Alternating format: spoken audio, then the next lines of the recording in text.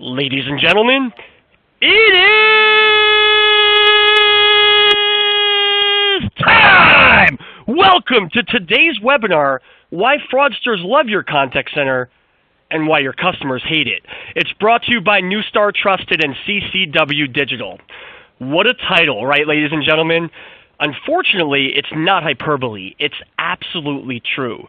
The contact center is not simply vulnerable to fraud. It's actually the target for fraud. And what makes matters so much worse is that the conventional way we go about securing our contact centers may actually be exacerbating the problem. It's making it easier for fraudsters to prey on our contact center, easier for them to attack our customer data, easier for them to cause us to lose our customer trust. Now, I know that starting off with such a bleak picture is probably not the most exciting way to start a webinar. But the sad reality is it's about to get bleaker because while we focus on this question about security, we also have to think about the challenge of delivering a better customer experience, better agent experience. We know that both sides are really demanding more from our brands. And so to put it simply, we have a lot of work to do on that front while also working to better secure our contact centers. But that's why you're on this webinar, because over the course of the next discussion, we're going to be helping you through this by sharing research, diving deep into the state of authentication, and then sharing real-world examples of success.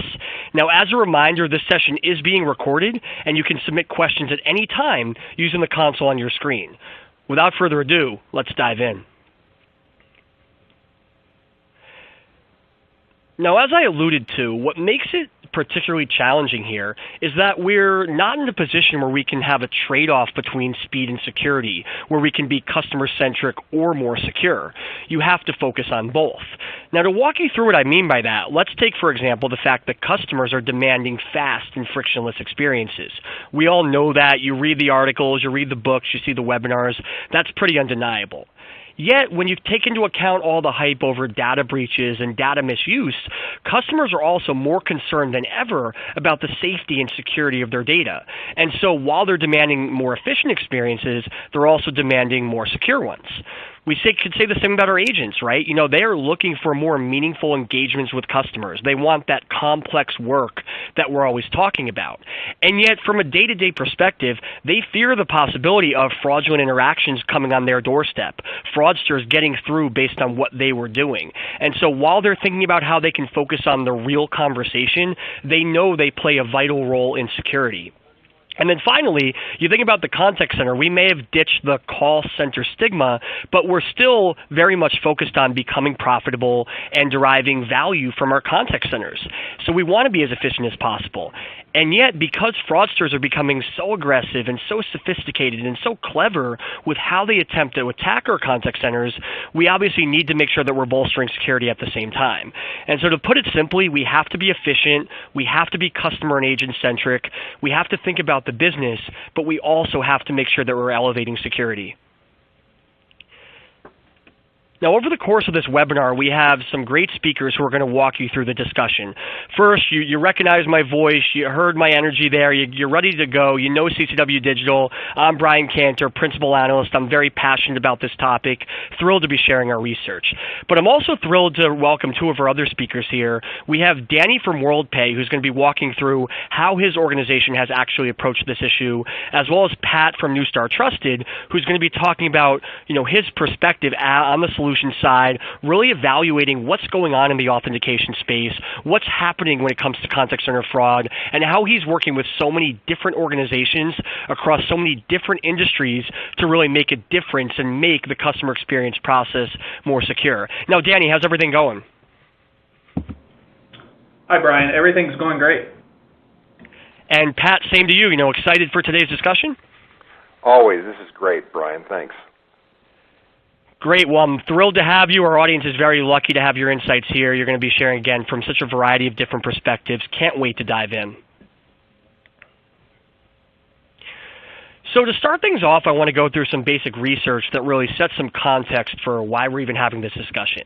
Now, if you read our recent CCW Digital Market Study, you know that two of the biggest pain points that customers are facing are long wait times and needing to repeat information. Now, both are textbook consequences of knowledge-based authentication. When you think of those repeated questions, oh, what's your mother's maiden name, or what's your zip code, or those kinds of questions, when you're trying to get through to talk about a real issue, those are those questions that lead to more inefficient, slower experiences. And since you're doing it time and time again, it gets to the point of feeling repetitive. Why do I have to keep answering these same questions? Don't you know me better than this? That really sends the wrong message to your customers while directly tying into what's frustrating them throughout the experience. And here's really a great quote that really puts into perspective from top 10 bank. You have a senior vice president mentioning how they spent a few minutes to interrogate their best customers, the ones with lifetime value, the ones they absolutely care about. And so that few-minute process, those are the longest few minutes in the world for them, because that means that's a few minutes where you're not showing appreciation for, love for, trust in your customers, and you're not creating a great experience for them in the process. That really hammers home again why KBA and these more conventional knowledge-based authentication practices are just not getting the job done for organizations. Now, another bleak reality here in the contact center is that agents are just not as productive as we need them to be. Only 32% of companies, per our CCW research, say that their agents are spending most of their days meaningfully engaging with customers. And naturally, that means that agent productivity rate is one of their big performance gaps and focus areas in the status quo right now. Now, when you think about what agents are doing, when they're asking those repetitive KBA questions, when they're trying to perform a task that they're not good at, being some sort of fraud cop and really, identifying whether these customers are valid or not, guess what they're not doing? They're not connecting with your customers. They're not engaging in meaningful conversation. They're not building relationships. They're coming across the wrong way, and not only are they therefore not productive, they're also getting frustrated. They're getting dissatisfied, disillusioned with their role in the contact center space, and that's, of course, bad news. And now, let's face it, though. You may be saying, okay, Brian, yes, maybe the experience is a little bit slower than we would like. Maybe agents have to ask a few more questions than they enjoy asking. But if it leads to better security, isn't it worth it? If it makes customers feel safer, if it makes the process feel tighter, then why would we be complaining? Why not take a little bit of a slowdown?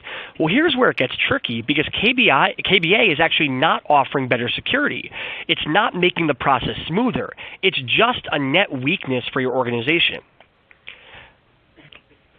Now, as I mentioned, we were thrilled to partner with TRUSTID on a variety of research throughout the year, and one of their recent reports, their State of Call Center Authentication for 2019, identifies that there's a good degree of dissatisfaction when it comes to existing authentication measures. And you see that it's rising currently in the status quo, really hammering home the idea that KBA is just not getting the job done. It's not what we're looking for, and organizations are not happy with its impact on either security or the experience. And what makes it worse, and why that is the case, is there's a great stat in this report that highlights that 51% of financial companies say that the phone, the traditional call center, is what they view as fraudsters' channel of choice, what they're experiencing. And the reason for that is pretty clear. Many of these contact centers are relying on this antiquated KBA. That's how they're approaching authentication. And because fraudsters have ready access to stolen, personally identifiable information, they're able to exploit this process. Fraudsters know that if they go in the KBA method, they have a far better way of breaking through the contact center's walls, far higher chance of committing the fraud that they're looking to, taking over the accounts, and essentially participating in their nefarious activity. Now, if you, on top of the stolen information they also have the ability to socially engineer agents, because remember, when you're talking about KBA, you're talking about human agents, frontline workers, who are not necessarily trained in security, but are trained in be as friendly as possible to customers. Try and make the experience as enjoyable as possible for them. And so these people are very vulnerable to clever criminals who want to be able to get through the call. They can manipulate them. So even if they didn't have the data, that doesn't mean you're safe. Fraudsters can prey on the fact that frontline agents are right there. They can take advantage, and ultimately they can exploit the contact center and weaken your relationship with your customers. As you see here, again, just really hammering home more research here, 73% of fraud out there is actually involving personally identifying information. And so the fact that fraudsters are able to get this information really speaks to the fact that it's not a secure method. If the information exists, if it's out there, if it's attainable for fraudsters, you can't rely on it to protect your customers because it's fundamentally insecure information, fundamentally not achieving what we want it to achieve. And another slide here, really just hammering home exactly how readily available this information is. I mean, I'm sure many of you listening have gotten those emails where they try to phish you, they try to manipulate you into some sort of Bitcoin scam or whatever, and they reference a password, they reference some identifiable information that you've shared at some point. They're trying to get you scared, like, oh my God, maybe they hacked my account. But in reality, the fact is this data is just so readily available that they have it at their disposal. And so when an orchestrated fraudster wants to contact a contact center, try and take over your account, there's a very good chance that they're going to have the information they're looking for, and so it's going to be exceedingly difficult to use KBA to really vet them and keep them from achieving what they're trying to achieve. And, just really hammering home here, the idea is that, the human nature of the call center is kind of going to fundamentally leave it vulnerable in these cases. Just the idea that we're relying on humans here means that there is going to be error associated with this. There is going to be frustration. It's very hard to have a human-based authentication process that doesn't have some of these vulnerabilities. Now, on top of that, you also want to consider the fact that per the Trusted report, 40% say that attacks are coming via virtual calls. And so that's a really important statistic because it means that when you're starting to consider other mechanisms for combating fraud, when you're starting to think about other authentication pathways, you need to be very careful about the technology you're choosing to use and the methodology you're choosing to use, because there are other ways for fraudsters to really exploit the contact center beyond just spoofing or guessing customer information. And so it's really important to know this because it's going to dictate your ability to choose the right provider, your ability to prepare your agents and your teams correctly. Now, essentially what this all means here is that it's pretty clear that KBA is ineffective. It's just not what we are looking for from contact center authentication or from a customer experience strategy standpoint. But again, you need more than just a platform that's just going to confirm records, because as I mentioned, when you have fraudsters able to sort of spoof devices or use virtual calls, just relying on that device alone will not really tell you everything you need to know. You absolutely have to start looking at a process that's going to authenticate a match between both the device and the customer record, but also verify that it's actually the customer who's the one using the device, because if that's not going to happen, then you're really going to struggle to be able to properly know that you're talking to who you're talking to. And when you don't have that assurance, you're unable to secure your contact center. You're very vulnerable to fraud. Now, one final note here is that 75% of companies believe this needs to happen before the customer reaches the live agent. So again, thinking about the frictionless experience, thinking about what's best for the agent, you want to make sure that this is being done before they get there. And actually 54% want it to happen even before the call is answered.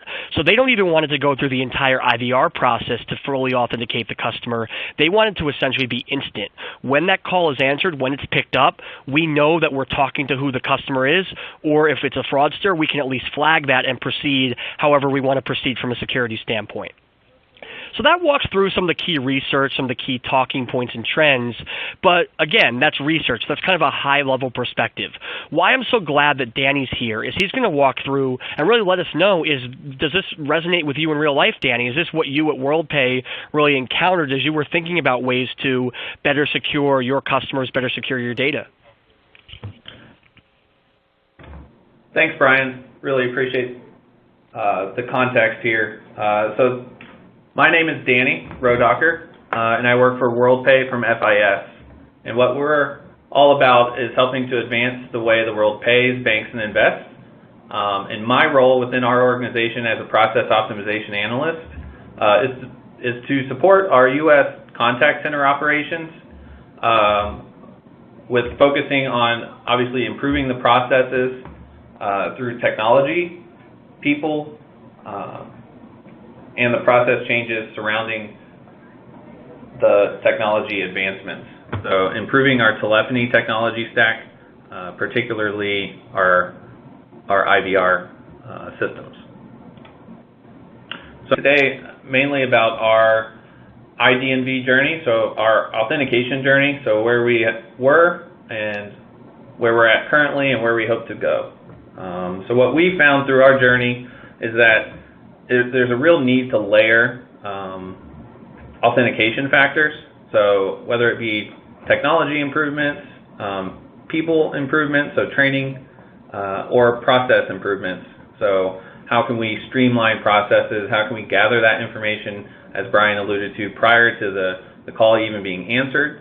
So how do we mitigate the risk of self-services within the IVR, as well as streamline the processes by which our agents have to execute on? So how we do that is essentially reducing the amount of knowledge-based authentication questions due to the fact that they've been compromised over recent years with various data breaches, as I'm sure everyone has heard about throughout the news cycle. We know a lot of our information today that we use to authenticate has been compromised, therefore making it useless for us to use for authentication purposes.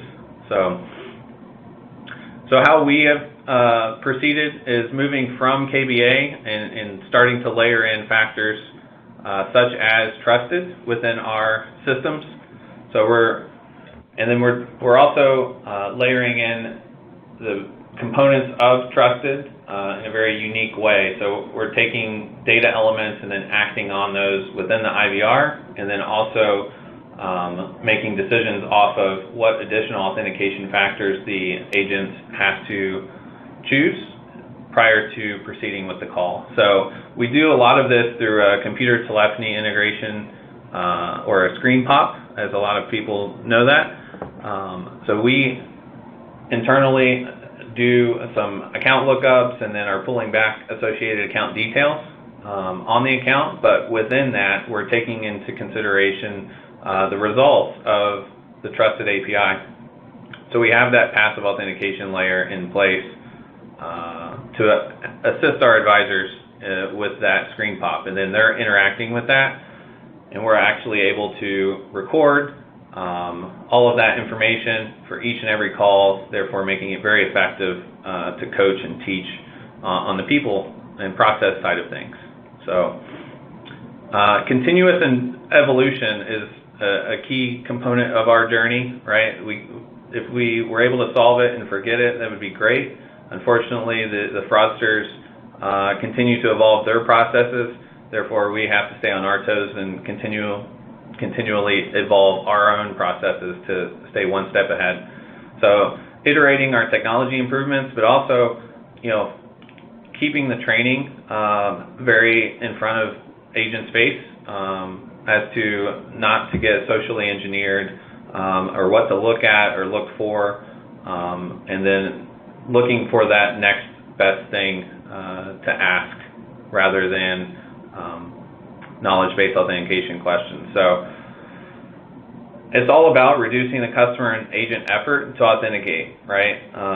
As Brian alluded to earlier, there's a lot of frustration around the time spent authenticating and repeating of information. So when we first started our journey about 2.5 years ago, folks were entering in associated account information, and then we're actually having to repeat all of that information to our advisors. And it was a very arduous task to ask each and every customer. So the ability to leverage that CTI screen pop has really been a great benefit to our organization. So last step here is to keep the complexity behind the scenes. So that computer telephony integration has really assisted us in making the authentication process and adding all of those layers of authentication factors in there. It really helps us to layer in all of those factors and have a complex authentication process, but have the actual process that advisors and customers go through very simple. So what I mean by that is essentially there's a variety of factors that could be used in addition to, and through a series of drop-downs and selections and then data elements through TRUSTID and through our own internal database lookups, we're actually able to guide the agent through the authentication process in the most effective and quick way, based off the information that was provided from the customer, the passive information that was collected about the phone number that's in session with us, as well as the associated account details on record. So, as stated at the beginning, it really is a collaborative effort amongst your organization to drive this through various people activities. So training is a key component, process improvements in order to support the technology that you're introducing. Great. Well, I want to thank you very much. Danny, for really walking us through some of the key highlights there, and it's great to see that the research does line up with what you were addressing from the perspective of a real-world financial organization. And we'll get back to you later when you come to some lessons you've learned throughout your journey to actually elevating your authentication process. But I want to quickly turn things over to Pat to really walk through. Again, you study this at the big picture level. You look across industries. You're very well versed in the variety of different authentication practices out there. So I want to get your industry expertise about what's going on with authentication and what needs to be top of mind for our listeners today. Yeah, sure things, Brian. And Danny, that was great. That was some really good insight. Thank you. Okay, so how did we get here? That's the big question a lot of folks ask me. How did we get here? And so if you think back in the early days of issuing of cards, especially, you think about getting a card in the mail, credit card, debit card, whatever it might have been. And on there was a sticker that said, to activate this card, call from your home phone. And that was the entire process. And the reason is because back in the 50s, 60s, 70s, 80s, 90s, that phone number really was part of a closed and secure phone network. And using that ownership token, the approach of saying that call had to come from within the four walls of a customer's home, or that call later, as time progressed, it came from a cell phone, and it really, really did because it was a closed and trusted network. And so the fact that you had a card in your possession and you were calling from that ownership token device called a phone, it authenticated the caller. But about 2003, when the Internet connected to the telecommunications network, now you had people who had complete access to look like, act like, and emulate carriers. And when I say carriers, think of your phone company. So now I could download some free software and falsify my information, hide my number, change my number, make my number look like somebody else. And that gave criminals a really scary ability. It gave them the ability to break the telephone network's trust. It gave them the ability to break the closed nature of the phone network, and that would start, that really brought about, how do we do this? Knowledge-based authentication. We call it knowledge interrogation, because now you couldn't trust that number. The stickers on that credit card, debit card, no longer said call from your home phone. It probably said go to this URL or call from this number. Then you'd get a live agent. They would put you through questioning processes because that was the way we had to now authenticate it. So if you think about from 2003 to present, we've only just layered more and more and more knowledge-based authentication. And as we all know with the data breaches that Brian talked about earlier, it's beatable, right? The bad guys, the bad actors have the answer. So what does all that cause? It really has caused an increase in cost for all of us here. We spend more time in agent and IVR energy. We're wasting our customers' time, and that wasted customers' time is a horrible customer experience. And at the end of the day, it doesn't stop the criminals. As you saw, over 70% of fraud involves PII, so we really have poor security. The next back over for an additional comment from you, Brian. Today, the real threat vector is what's called virtual calls. And I think we all know what spoofing is. In fact, in a survey we did back at the beginning of 2019, even our surveyed pool of 200-plus experts in the call center space, fraud and operations customer experience said 32% of their risk vector was spoofing, but that same group said virtual calls were 40%. So for those of you who don't know what virtual calls are, think about a call from Google Voice or from Skype.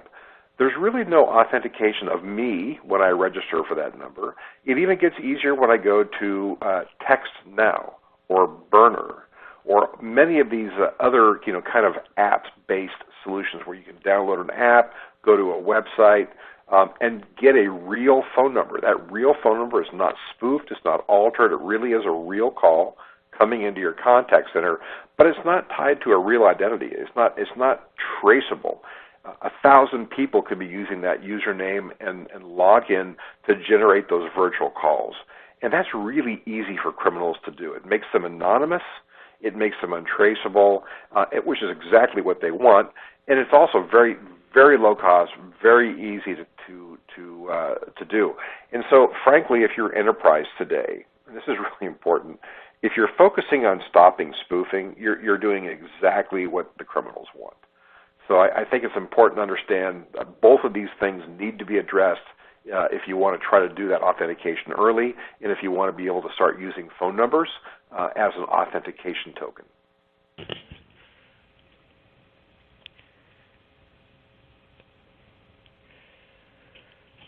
Clearly from the stats we've shared, clearly from what Danny brought up, clearly what Pat walked through, we have some challenges. We have customer experience challenges, we have agent experience challenges, and most importantly, we have security challenges. But we have spent about 25 minutes walking through those challenges and what's not going right and why this is such a pressing issue. What we haven't done, and what the next portion of our webinar is going to focus on, is how to respond, how to overcome these challenges. What can we do to make our contact centers more secure, more customer-centric, and more agent-centric? And so for that, I'm going to pass it back to Pat to walk through his take on where authentication is going and where your organization's mindset needs to be as you invest in a more secure contact center.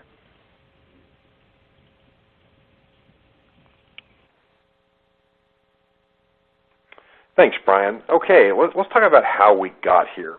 There are only 3 ways to authenticate. There's not 5 or 10, so we've got 3 ways to do this. Knowledge is the first. We all know the drill: social security number, PINs, date of birth, mother's maiden name, and so on. There's also inherent, so something the user inherently is, something you are, a retinal print, a DNA, right, a fingerprint, a voice bioprint. These are all inherence markers. And then there's ownership. Ownership, think of a key, like a key to a safety deposit box, or a phone. It's a physical device, a debit card, a security token like a RSA key fob, for example. Those are the only ways we can really, truly understand who we're interacting with, either on the phone or in an online session. So let's go a little bit deeper here. So knowledge, we know knowledge is problematic from the fact that the information is shared broadly. Inherence is a powerful tool once you get accounts and users registered together. And then there's ownership. You think about ownership like a football that follows the president, right? That device that should never ever be used that launches nuclear weapons. That's an ownership token. Ownership typically is the highest quality authentication token you can use. And that's why, for example, for high security access to systems, you'll need that RSA key fob or similar. Phones, same thing. If you can prove the phone is engaged, or the debit card with a chip, a credit card with a chip, a very, very high power, high quality ownership physical authentication device. So let's go a bit deeper into ownership authentication. This is where we think we can provide the biggest impact for our clients' operations. So if you think about a physical device, and we deal with phones, right? We're talking about phone channel authentication here. There's a lot of things you have to do to make sure that that phone is actually engaged in the interaction, and that's what TRUSTID at Neustar does. And so if you can turn that phone into a powerful, unique, non-duplicated, non-spoofed, non-hacked device, now you're doing ownership authentication. And what's great about that is it can happen very, very early into the call flow. And that's where we want to focus. We all know that knowledge is at the end of life. In fact, the FFIEC would tell you in writing, hey, don't use knowledge-based authentication. It's really broken. And adherence is fantastic. It's the future. It's a great way to go for multi-factor. So just thinking about ownership, that's the biggest change a person can probably make in their operation, is to move away more from knowledge and focus more on ownership and adherence, because that's the multi-factor approach that's going to give you the biggest bang for the buck. It's going to solve security problems, and it's going to be a very, very positive customer and agent and member experience.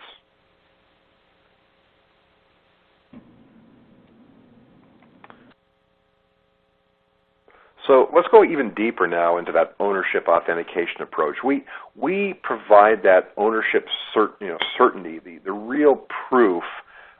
We want to know the answer, right? And we do that through a process we call the network forensics approach. And the network forensics approach really is about looking at the call end to end from the calling device. So is the call coming from within the four walls of a client's home? Is the call coming from a SIM card registered to an account that's appropriate from the actual cell phone, going through the global telephone network? And is it actually connecting to your contact center right now? In other words, is that phone call real?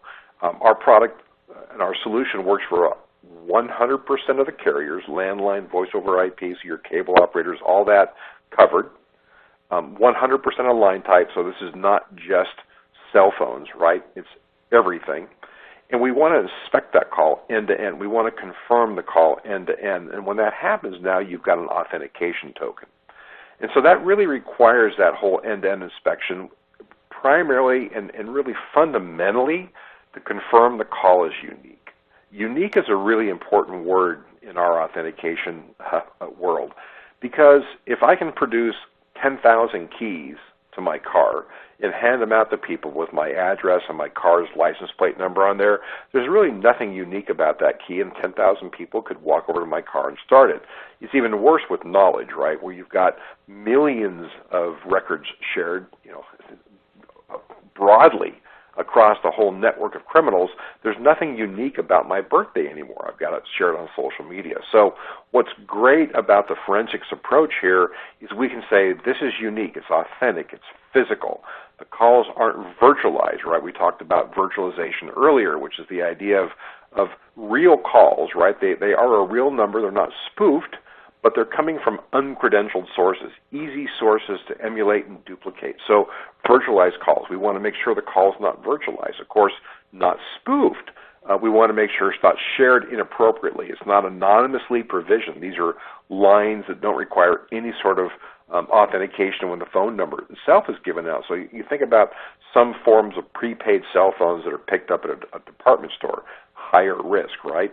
Are the calls illegitimate or legitimate? In other words, have they been ported or SIM swapped? There's so many tricks, so many tools, sadly, for the criminals to use to alter and hack these calls. We can say the call is good or the call is not. And that's powerful.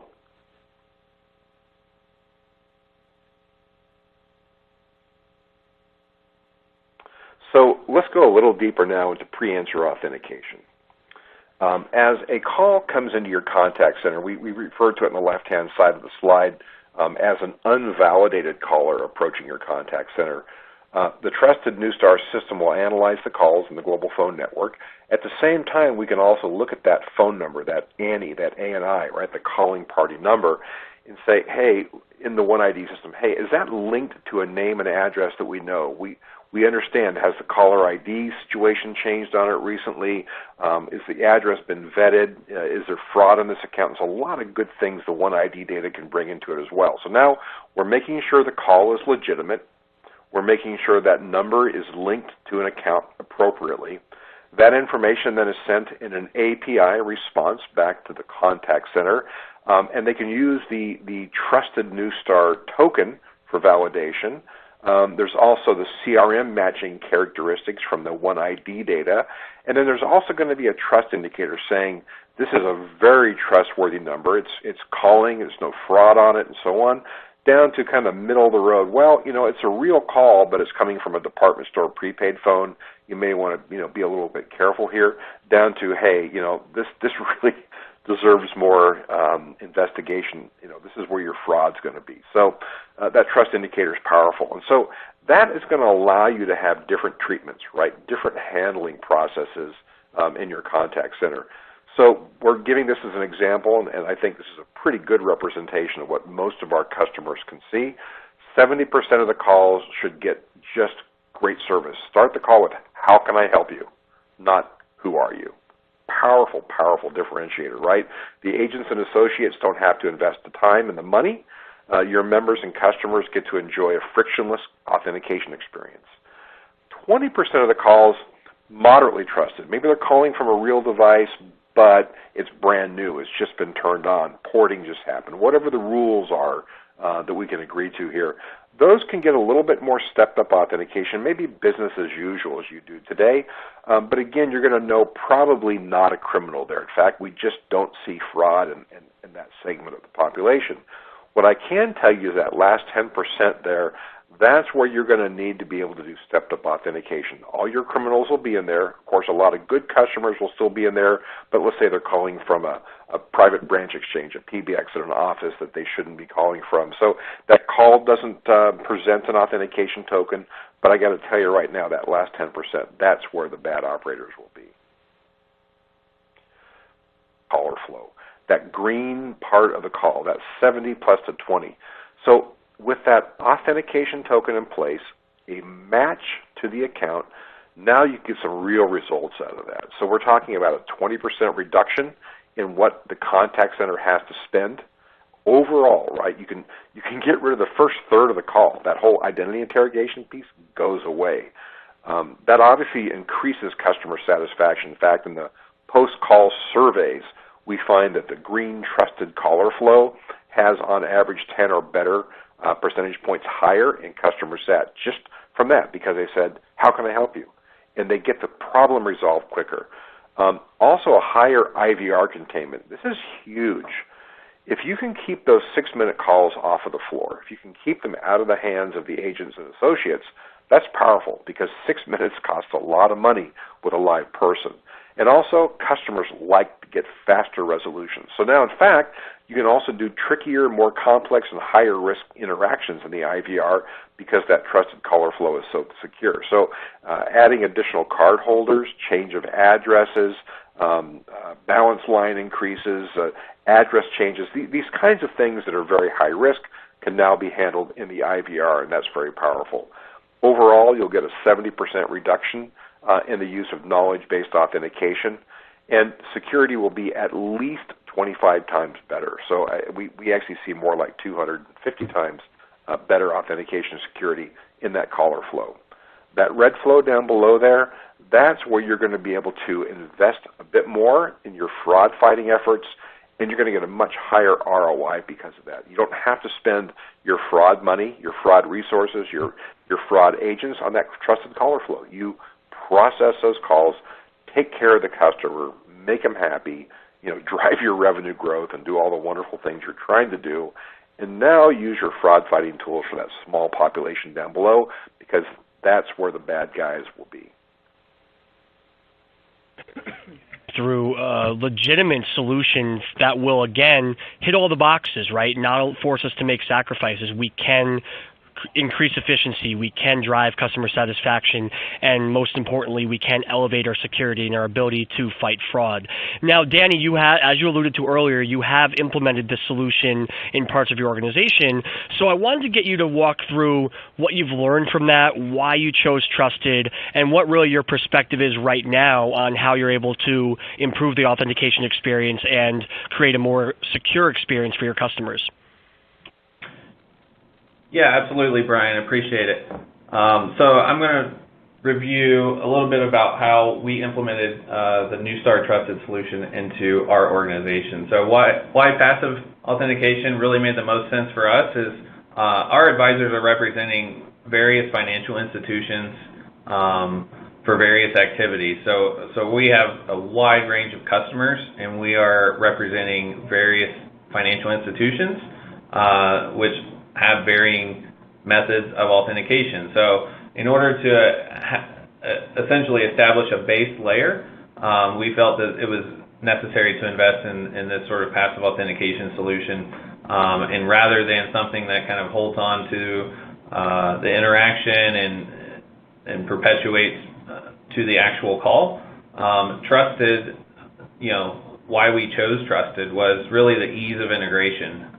So the ability for our security team to look at the API and say, yep, that makes sense, there's no PII data being evaluated, it's really just these elements of the phone call and the method in which this information is coming back to us.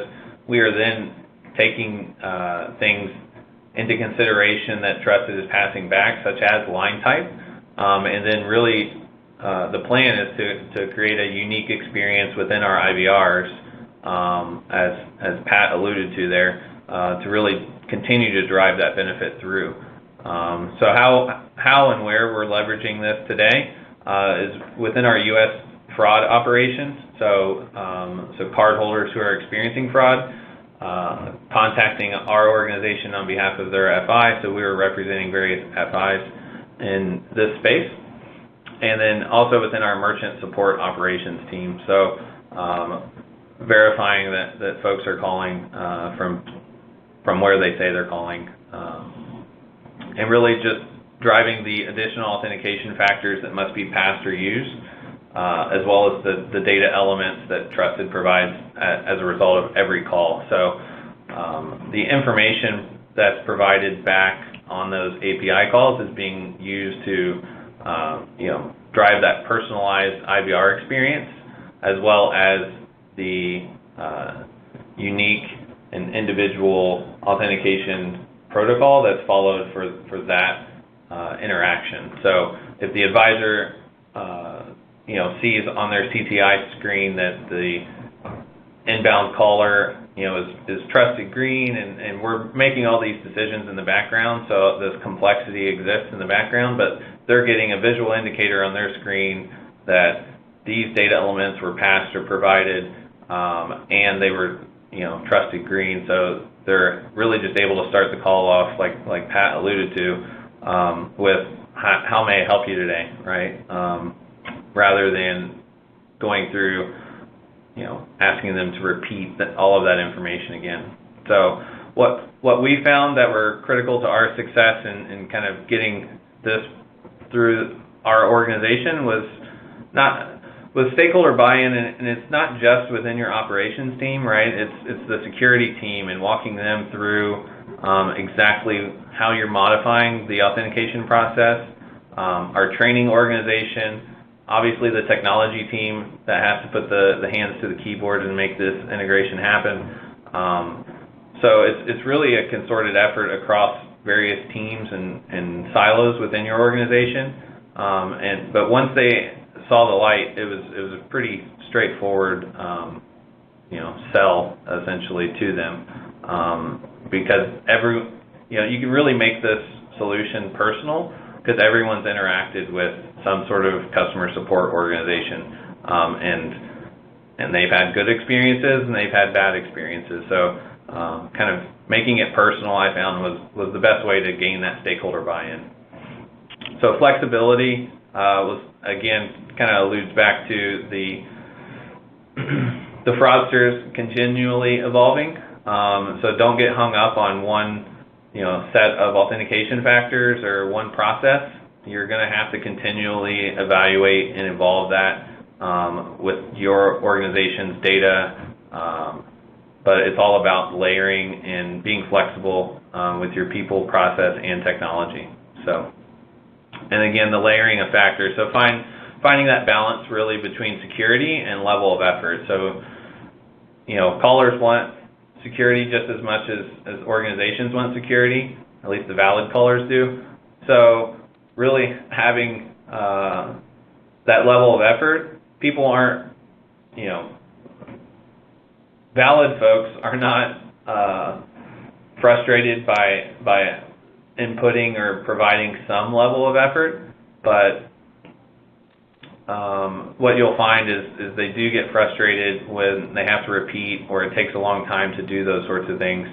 So listening to your customers and advisors and then adapting quickly based off of that feedback, I found was the best way to just layer those factors and then provide benefit back to the organization. So that's how our organization went through the implementation process and some of the best practices that we found. So I'll hand it off to Pat to kind of talk through how he sees other organizations go through their process.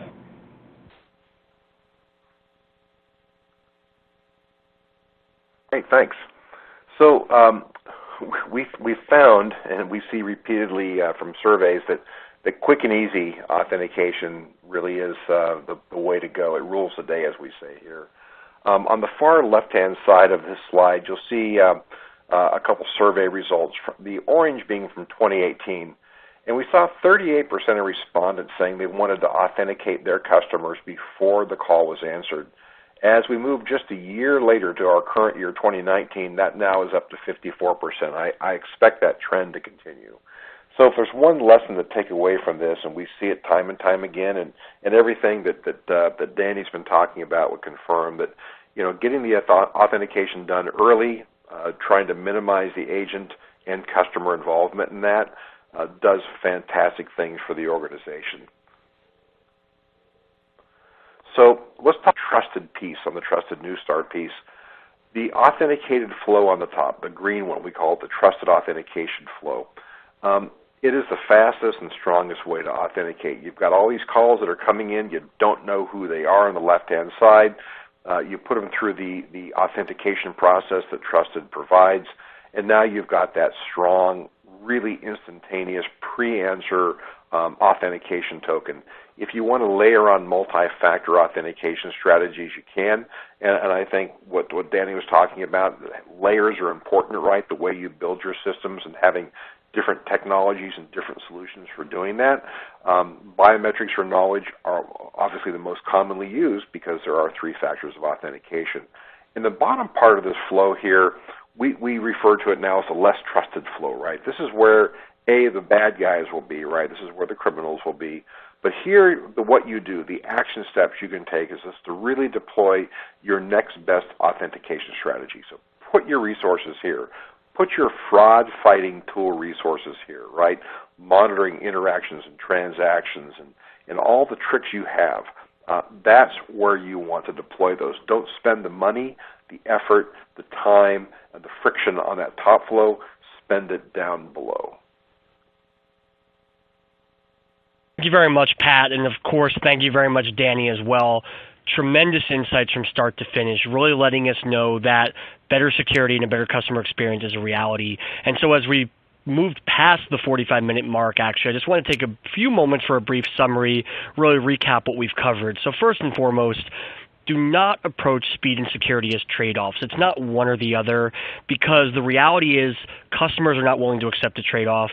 Businesses cannot accept the trade-off. Agents can't accept the trade-off. And the good news is you don't have to, because if you take a solution like Trusted, one that is very much designed with both security and the experience in mind, you're able to maximize both at the same time. Now, the key thing here is, and I love that Pat just shared that slide breaking out the data, is the best platform is going to rigorously authenticate the customer before they reach the live agent.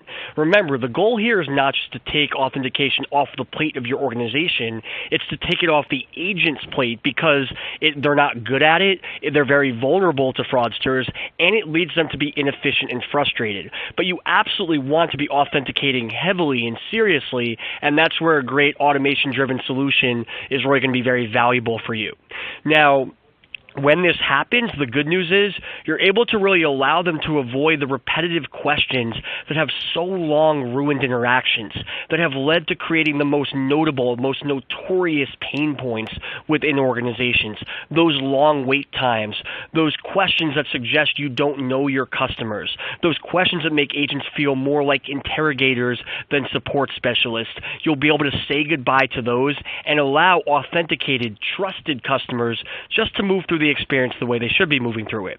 Best of all, fraudsters will be more easily identified, flagged, and stopped. They will have less resources to attack your contact center. They'll have less way to engineer their way in, which means that they will not be targeting you. Your contact center will be more secure, and you'll have done it while making your customers and agents happier. And so as you see right there, you're going to see more customer satisfaction, more agent satisfaction, a more efficient business, less fraud, and you put all that together, and you have more trust from everyone involved in your customer experience. That does bring us a little bit past the 45-minute mark, so we won't be able to get to any live questions right now, but I know Pat, I know Danny will be very thrilled to answer the many questions we've received. And if for whatever reason you do want to get in touch with Pat to learn more about Neustar Trusted, more about the state of authentication, his email address, his contact details on the screen right now. Make sure to reach out to Pat. The guy knows everything there is to know about this space. We'll be more than happy to assist. Now, again, as we say goodbye to this webinar, I of course want to thank everyone who attended, everyone who submitted questions.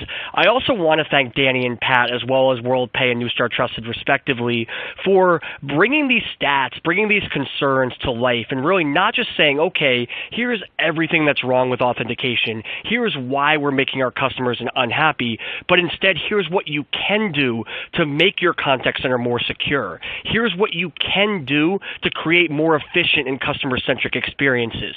The solution is a reality, and it can be a reality in your organization. Through this webinar, I'm so proud that they provided a legitimate roadmap for a more secure, more customer-centric, more efficient contact center. And for CCW Digital, this has been Brian Cantor. Thanks so much for joining us.